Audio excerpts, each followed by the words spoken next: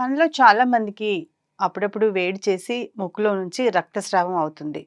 అటువంటప్పుడు ఉల్లి రసం ముక్కులో వేయగానే రక్తస్రావం ఆగిపోతుంది. అలాగే ఉల్లి దుంపలను మెత్తగా నూరి కాళ్లకు, చేతులకు రుద్దితే మంటలు, తిమ్మిర్లు తగ్గుతాయి.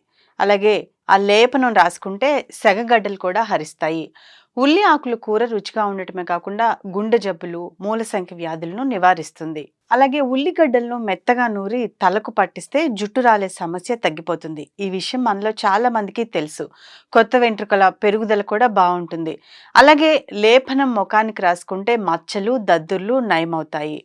అలాగే లేపనం ఆవ నూనెలో కలిపి రాసుకుంటే కీళ్ల నొప్పులు కూడా తగ్గుతాయి. రేచీకటి వంటి కంటి సమస్యలకు, దంత వ్యాధులకు, చెవి నొప్పి నివారణకు కూడా ఉల్లి రసం పనిచేస్తుంది. స్త్రీలలో సంతాన లోపాలు సరిచేయటంతో పాటు పురుషుల్లో వీర్య వృద్ధి, లైంగిక పటత్వము అలాగే మెరుగవుతాయి.